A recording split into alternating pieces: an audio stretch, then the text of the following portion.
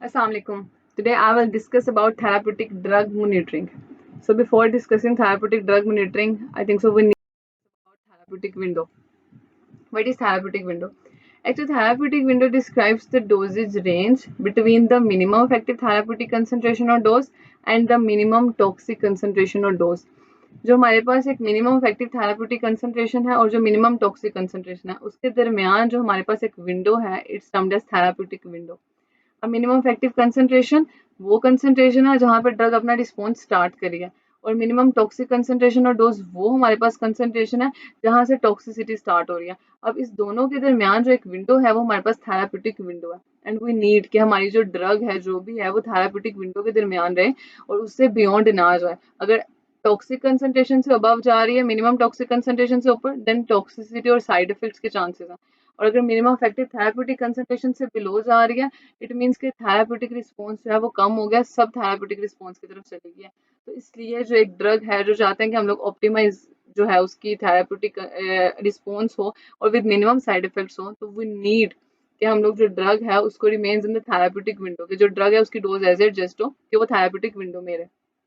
Therapeutic window is also termed as safety window. अब safety window हम इससे कैसे कहते हैं क्योंकि जो मैक्सिमम सेफ्टी है वो इस विंडो के दरमियान है कि अगर आप इस ऐसी ड्रग दे रहे हो जो जिसकी डोज इस तरह एडजस्ट है कि वो थेरेपेटिक विंडो में रहे, तो उसका मतलब मैक्सिमम सेफ्टी है पेशेंट को, मिनिमम साइड इफेक्ट्स है। और ये रेफर करिए रेंज ऑफ डोजेस को, ऐसी जो आप डोजिंग करें which optimise between efficacy and toxicity. जो एफिकेसी एंड टॉक्सिसिटी के दरमियान ऑप्टिमाइजेशन है, ऑप्टिमाइज करती है थेरेपेटिक रिस्पॉन्स को, मैक्सिमम थेरेपेटिक रिस्पॉन्स शो करती है इन दोनों के दरमियान, एफिकेसी एंड टॉक्सिसिटी के दरमियान। Achieving the greatest therapeutic benefit greatest होगा without resulting in unacceptable side effects और टॉक्सिसिटी। और अनएक्सेप्टेबल जो साइड इफेक्ट्स हैं और टॉक्सिसिटी है वो नहीं होगी, सेफ्टी जो है वो मैक्सिमम होगी, थेरेपेटिक रिस्पॉन्स जो है वो मैक्सिमम होगा और ये थेरेपेटिक विंडो एफिकेसी और टॉक्सिसिटी के दरमियान लाई करी है। अब थेरेपेटिक विंडो को अगर हम इस तरह देखें तो यू कैन सी कि हमारे पास ये जो ग्राफ है ये शो क्या कर रहा है। हमारे पास अगर हम वाई एक्सिस पे देखें तो हमारे पास लिखा हुआ है ड्रग इफेक्ट और सीपी। सीपी का मतलब है plasma concentration of the drug. जो ड्रग की कंसंट्रेशन है प्लाज्मा में वो किस किस तरह जो है वो चेंज होती है विद टाइम। तो ये जो एक्स एक्सिस है उस पर टाइम है और जो वाई एक्सिस है उस पर है plasma concentration of the drug. अब यू कैन सी कि जहाँ से जो है हमारे पास plasma concentration of drug Aahista Aahista increase करी है और एक पॉइंट है जहाँ पे लिखा हुआ है ऑनसेट ऑफ इफेक्ट, यानी कि जो ड्रग का एक्शन स्टार्ट हो रहा है वो इस पॉइंट से स्टार्ट हो रहा है, इसे हम ऑनसेट ऑफ एक्शन भी कहते हैं। ऑनसेट ऑफ एक्शन जो है यहाँ पे प्लाज्मा कंसंट्रेशन ऑफ ड्रग जो है ये देखें, यू कैन सी कि ये जो डॉटेड लाइन है जिसको टच किया और इस पॉइंट पे लिखा है ऑनसेट ऑफ इफेक्ट। वो डॉटेड लाइन की अगर हम देखें उसको यहाँ पे तो हमारे पास लिखा हुआ है MEC for desired response, minimum effective concentration for the desired response. ये मिनिमम इफेक्टिव कंसंट्रेशन की हमारे पास लाइन है और इस लाइन को जैसे ही प्लाज्मा कंसंट्रेशन ऑफ ड्रग ने टच किया है तो उस पॉइंट पे हमने लिखा है कि onset of action. Onset of action कब स्टार्ट हो रहा है? जब प्लाज्मा कंसंट्रेशन ऑफ ड्रग उस पॉइंट पे पहुंचती है जहां पे मिनिमम इफेक्टिव कंसंट्रेशन जो है वो स्टार्ट हो रही है। अब उसको हमने कह दिया onset of action. Plasma concentration of drug जब आहिस्ता आहिस्ता इंक्रीज करती है, जो ड्रग की कंसंट्रेशन है प्लाज्मा में वो Aahista Aahista with time increase कर रही है, तो एक पॉइंट आता है जिसमें हमने लिखा है पीक इफेक्ट। और इसको ये पीक है, ये हमारे पास वो मैक्सिमल इफेक्ट है जो मिलता है पेशेंट को जब जो ड्रग है प्लाज्मा के अंदर उसके मैक्सिमम जो है ना वो कंसंट्रेशन होती है, maximum concentration of drug in plasma, तो वो पीक इफेक्ट देता है, मैक्सिमम रिस्पॉन्स देता है। अगर हम इस लाइन को ड्रॉ करें यहाँ पे वाई एक्सिस के लॉन्ग, तो आप देखें कि ये सबसे हाई वैल्यू दे रही है प्लाज्मा कंसंट्रेशन ऑफ ड्रग की। बाकी जो भी अगर हम लोग बाकी जहां जिस पॉइंट से भी ड्रॉ करेंगे वो इससे कम आएगी। तो ये जो मैक्सिमम कंसंट्रेशन है ड्रग की प्लाज्मा में, तो ये पीक इफेक्ट दे रही है और इसको हम सी मैक्स भी कहते हैं। C max means maximum concentration of drug in plasma. अब इसके बाद फिर Aahista Aahista plasma concentration of drug जो है वो डिक्रीज करती है और एक पॉइंट आता है MEC से जब अगर बिलो चली गई है, ये MEC जो डॉटेड लाइन है इससे बिलो चली गई तो इट मीन्स कि अब जो थेराप्यूटिक रिस्पॉन्स है वो खत्म होना स्टार्ट हो गया, सब थेराप्यूटिक की तरफ चली गई। यहाँ पे लिखा हुआ है हमारे पास एक ड्यूरेशन ऑफ एक्शन। अब ड्यूरेशन ऑफ एक्शन हमारे पास क्या है? ड्रग का ड्यूरेशन ऑफ एक्शन का मतलब ये है कि वो टाइम ड्यूरेशन जिसके दौरान जो ड्रग है वो अपना एक्शन परफॉर्म कर रही है, तो वो जो ड्यूरेशन ऑफ एक्शन है वो हमारे पास एक्चुअली तब तक होता है जब तक जो ड्रग है वो उसकी जो प्लाज्मा कंसंट्रेशन है ड्रग की वो मिनिमम इफेक्टिव कंसंट्रेशन से ऊपर रहती है।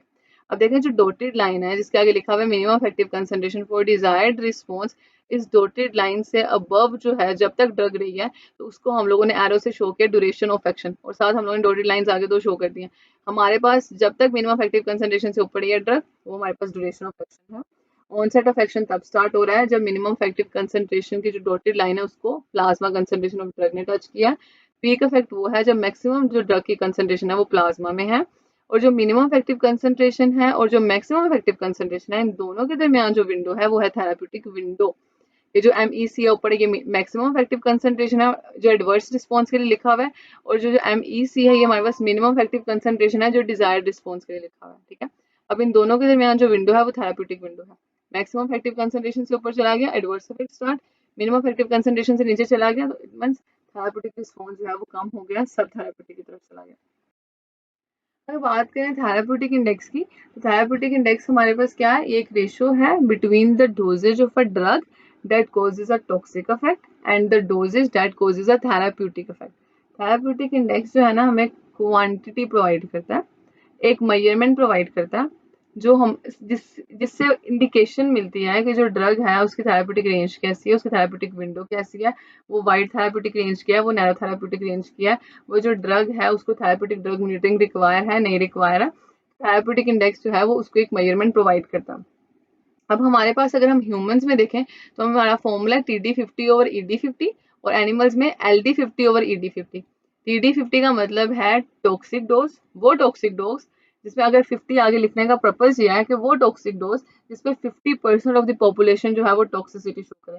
एंड ED50 का मतलब है वो डोज जिसपे 50% ऑफ द पॉपुलेशन जो है वो अफेक्टिवनेस शो करे, वो जो रिस्पॉन्स थेराप्यूटिक जो है ना वो रिस्पॉन्स शो करे अफेक्टिवली। जो थेराप्यूटिक इफेक्ट है जो 50% ऑफ द पॉपुलेशन है, इफेक्टिव डोज ED50 का मतलब यह ऐसी डोज जिसमें 50% ऑफ द पॉपुलेशन जो है वो थेराप्यूटिक रिस्पॉन्स शो करे, और TD50 का मतलब है ऐसी डोज जिसमें 50% ऑफ द पॉपुलेशन जो है वो टॉक्सिक डोज टॉक्सिक जो है टॉक्सिसिटी वो शो करे। तो TD50 ओवर ED50 जो है हमें थेराप्यूटिक इंडेक्स प्रोवाइड करती है इन केस ऑफ ह्यूमंस। अगर हम बात करें एनिमल्स की तो ये है LD50 over ED50। LD50 means lethal dose और ED50 मीन्स वही इफेक्टिव डोज। एनिमल्स के केस में हम जब क्लिनिकल ट्रायल्स करते हैं टेस्टिंग करते हैं तो वो डोज जो 50% ऑफ द पॉपुलेशन के लिए लीथल है यानी कि उनके लिए फैटल है, उनको डेथ कोज कर सकती है, तो वो हमारे पास LD50 है, और ED50 जो 50% ऑफ द पॉपुलेशन में रिस्पॉन्स शो करे। इस तरह जो है हमारे पास थेराप्यूटिक इंडेक्स की वैल्यू आती है। फॉर एग्जांपल एक ड्रग है उसकी टॉक्सिक डोज हमारे पास 10 है और उसकी जो हमारे पास है इफेक्टिव डोज वो हमारे पास 3 है, तो अगर हम उसको जो है वो डिवाइड करें तो ऑलमोस्ट 3 पॉइंट समथिंग जो है ना उसका थेराप्यूटिक इंडेक्स की वैल्यू निकलेगी हमारे पास। अब उस वैल्यू से फिर हम इंडिकेट करते हैं कि जो है वो थेराप्यूटिक ड्रग मॉनिटरिंग रिक्वायर है या नहीं रिक्वायर है। देखिए लाइक पेनिसिलिन है एक ब्रॉड स्पेक्ट्रम एंटीबायोटिक है, उसका थेराप्यूटिक इंडेक्स की वैल्यू 100 से भी ऊपर है।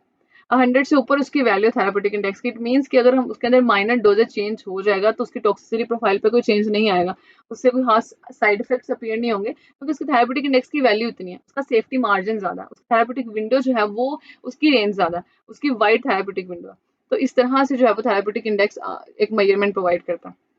अब ED50 वही मीडियम इफेक्टिव डोज है, वो dose that produces a therapeutic effect 50% of the population में, और जो TD50 और LD50 है, TD50 जो है टॉक्सिक डोज है और LD50 जो है वो हमारे पास लीथल डोज है। वो डोज जो टॉक्सिक है 50% ऑफ द पॉपुलेशन के लिए, और लीथल डोज जो लीथल है 50% ऑफ द पॉपुलेशन के लिए। So what is therapeutic drug monitoring? Therapeutic drug monitoring as itself word indicate कि थेराप्यूटिक ड्रग मॉनिटरिंग क्या है, कि हम लोगों ने क्या करना है, मॉनिटर करना है किसको, ड्रग को, उस मेडिसिन को जो आपने दिया है उसकी मॉनिटरिंग करनी है, उसकी कंसंट्रेशन जो है ड्रग की वो चेक करनी है प्लाज्मा के अंदर ब्लड के अंदर, deals actually with the measurement of the medication concentration, medication concentration जो है उसकी मेजरमेंट करनी है in the blood, mainly drugs with narrow therapeutic range, particularly उन ड्रग्स की जिनकी रेंज जो है वो नैरो होती है थेराप्यूटिक रेंज, बिकॉज उन ड्रग्स की ही थेराप्यूटिक ड्रग मॉनिटरिंग रिक्वायर है जिनकी थेराप्यूटिक विंडो जो है वो नैरो है, थेराप्यूटिक रेंज नैरो है, उनकी माइनर डोजेज चेंज से जो है वो टॉक्सिसिटी प्रोफाइल में चेंज आ सकता है, उसके साइड इफेक्ट्स अपीयर हो सकते हैं। सो थेराप्यूटिक ड्रग मॉनिटरिंग जो है वो रिक्वायरमेंट है उन ड्रग्स की जो नैरो थेराप्यूटिक इंडेक्स की है। और थेराप्यूटिक ड्रग मॉनिटरिंग में क्या होता है, जो मेडिकेशन की जो कंसंट्रेशन है प्लाज्मा के अंदर ब्लड के अंदर उसकी मेजरमेंट की जाती है। TDM जो therapeutic drug monitoring है is commonly used to help clinicians monitor and maintain drug levels within therapeutic window। वो मॉनिटर करते हैं और ड्रग लेवल्स को फिर इस तरह मेंटेन करते हैं कि वो थेराप्यूटिक विंडो में ही रहे, उसकी डोजिंग एडजस्ट करते हैं और फिर जब वो थेराप्यूटिक विंडो में रहेगी तो मैक्सिमम एफिकेसी शो होगी पेशेंट के लिए with minimum toxicity. So the drug concentration range जिसमें ड्रग जो है वो एक्सर्ट करे अपना clinical effect with minimal adverse effects for most patients. So why we need TDM? Therapeutic drug monitoring की जरूरत क्यों है? Drugs with narrow therapeutic index, drug efficacy difficult to establish clinically. जिनकी नैरो थेराप्यूटिक इंडेक्स है जिन drugs की, उनकी efficacy जो है वो इस्टेब्लिश क्लिनिकली करना डिफिकल्ट है कि वो उनका जो रेंज इतनी नैरो है कि अगर आप माइनर डोजेज चेंज करोगे तो उनकी टॉक्सिसिटी प्रोफाइल चेंज हो जाएगी। तो इसलिए उन ड्रग्स की थेराप्यूटिक ड्रग मॉनिटरिंग रिक्वायर है। और लिथियम फेनिटोइन, डाइजोक्सिन, साइक्लोस्पोरिन, जेंटामाइसिन और इसके अलावा कार्बामेज़ेपिन और इस तरह डिफरेंट ड्रग्स हैं जिनकी थेराप्यूटिक ड्रग मॉनिटरिंग जो है वो रिक्वायर है। For patients with impaired clearance of drugs, ऐसे पेशेंट्स हैं जिनकी क्लियरेंस ऑफ ड्रग्स जो है वो इम्पेयर्ड है क्योंकि उनकी किडनी फंक्शन इम्पेयर है। और जो किडनी है वो मोस्ट इंपॉर्टेंट उसका फंक्शन ये है कि वो यूरिन फॉर्मेशन करती है और बहुत सी ड्रग्स जो है उनकी एक्सक्रीशन यूरिन के थ्रू होती है।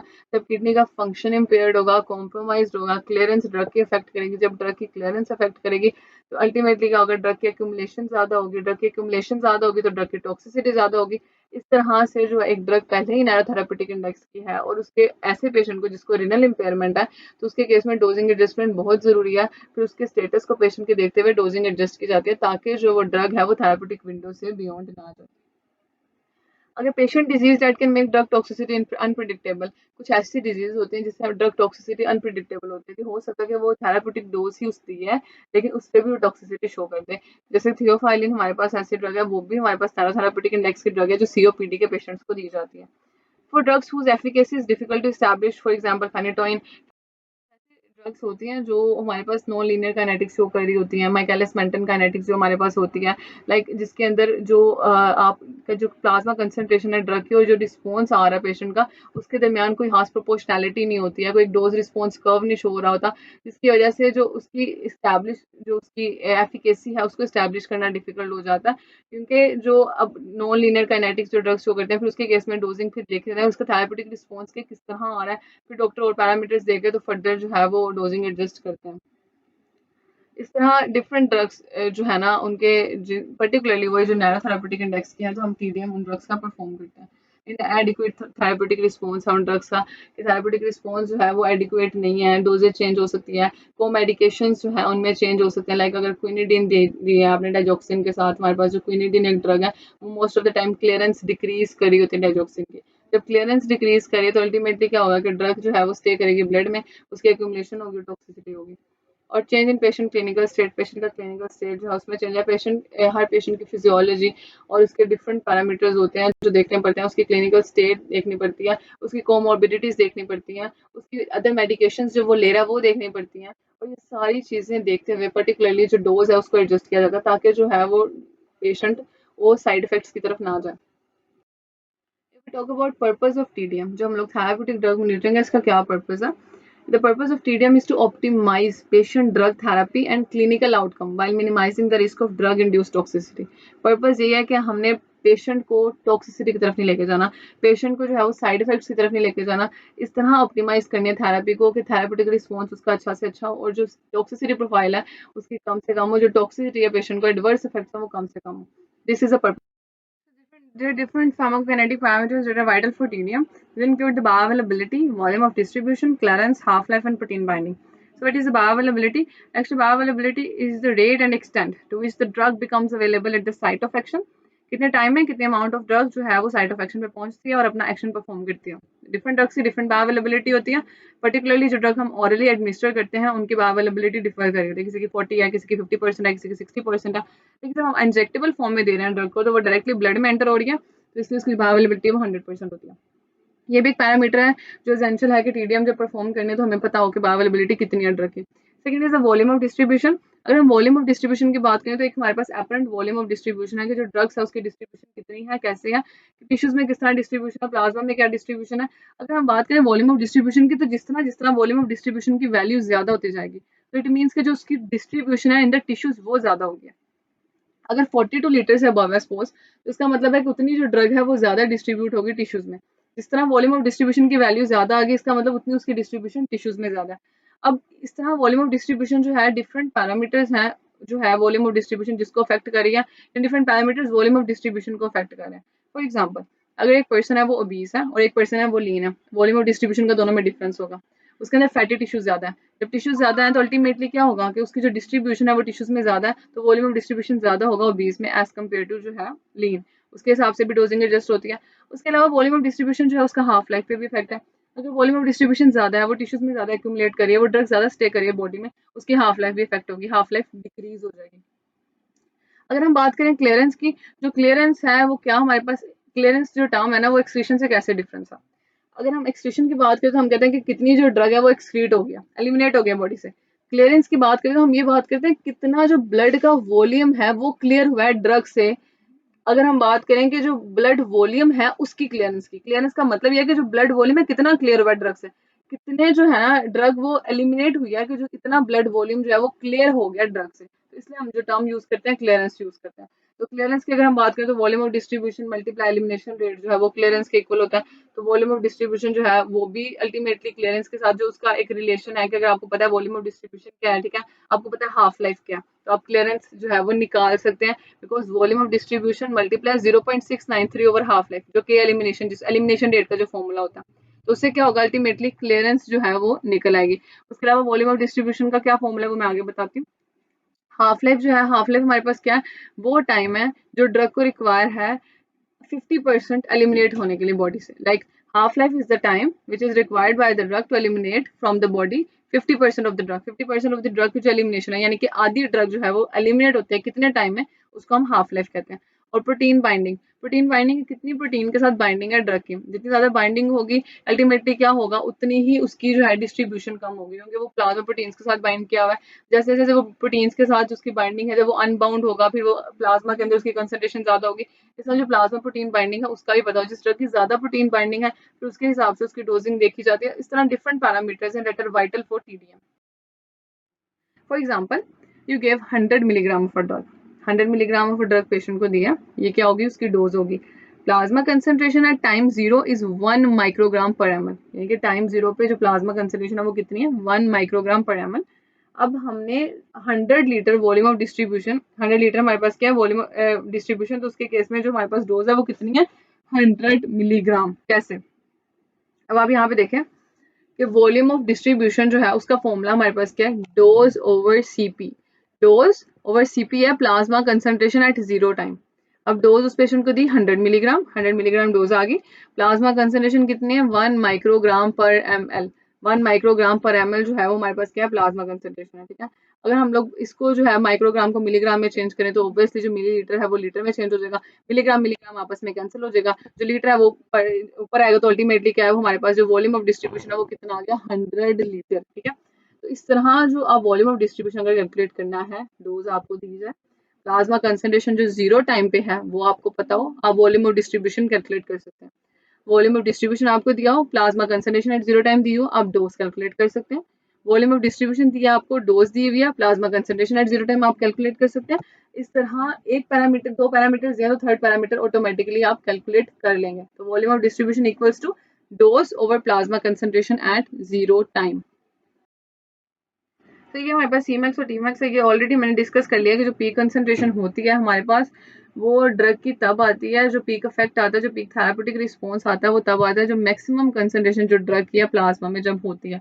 तो जो मैक्सिमम कंसंट्रेशन ड्रग की प्लाज्मा में है जब वो पीक इफेक्ट शो कर रही है, तो उस maximum concentration of drug in plasma को हम सी मैक्स का नाम देते हैं। और जिस टाइम पे वो maximum concentration of drug show कर रही है प्लाज्मा में, उस टाइम को हम टी मैक्स कहते हैं। अब सी मैक्स से बिल्कुल बिलो लाइन जो है वो डॉटेड में शो किया है, और जिस टाइम पे ये सी मैक्स आया है, जिस टाइम पे ये पीक इफेक्ट आया है, जिस टाइम पे ये मैक्सिमम थेराप्यूटिक रिस्पॉन्स आया है, जिस टाइम पे maximum concentration of drug plasma में है, तो उस टाइम को हमने क्या कह दिया, टी मैक्स, कि ये टाइम है जो जिस टाइम पे जो है वो सी मैक्स अटेन हुआ है। If we talk about zero order and first order elimination, so what is the difference? Actually, zero order kinetics is described when a constant amount of the drug is eliminated per unit time, but the rate is independent of the concentration of the drug. Like जो zero order kinetics है उसमें क्या होता है कि constant amount of the drug जो है वो एक यूनिट टाइम में एलिमिनेट हो रही है, लेकिन जो उसका रेट है एलिमिनेशन का वो इंडिपेंडेंट है कंसंट्रेशन ऑफ ड्रग से।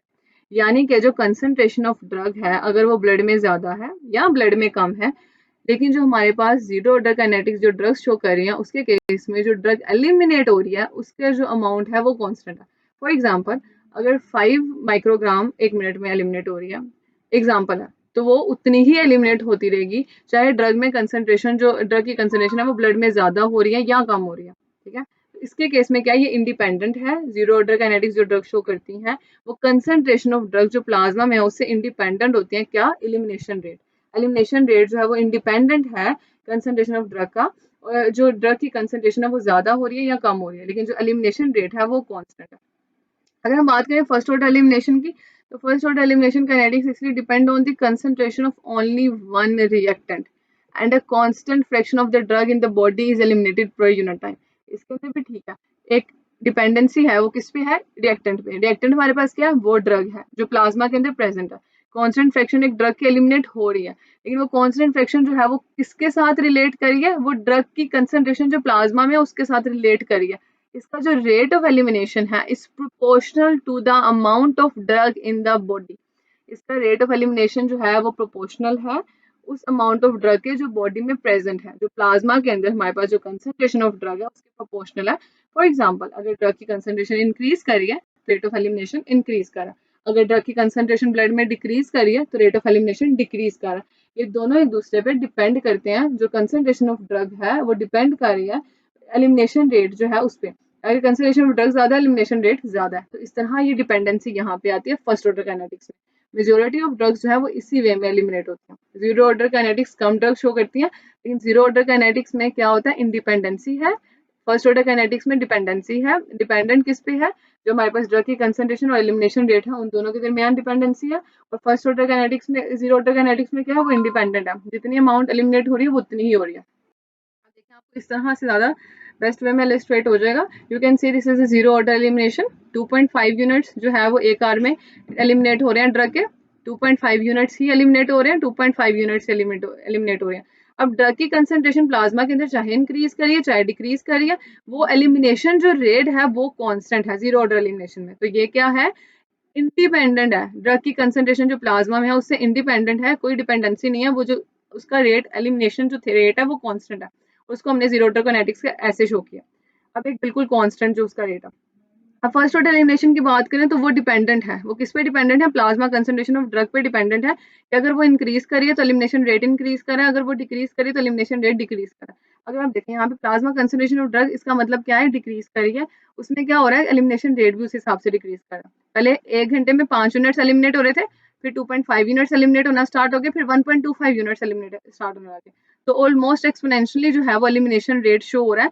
और ये किस पे डिपेंड कर रहा है? ये हमारे पास प्लाज्मा कंसंट्रेशन ऑफ ड्रग पे डिपेंड कर रहा है। जितनी जो ड्रग कंसंट्रेशन ऑफ प्लाज्मा में वो कम होगी उस हिसाब से एलिमिनेशन रेट भी कम हो रहा है। तो फर्स्ट ऑर्डर एलिमिनेशन में डिपेंडेंसी है, zero order elimination is independent of the rate of concentration of the drug. So this is the concept of first order and zero order elimination. अभी बहुत सी और चीजें हैं थेरेप्यूटिक ड्रग मॉनिटरिंग में that needs to be discussed, और इंशाल्लाह in the next lecture I will discuss them. Thank you so much. अल्लाह हाफिज।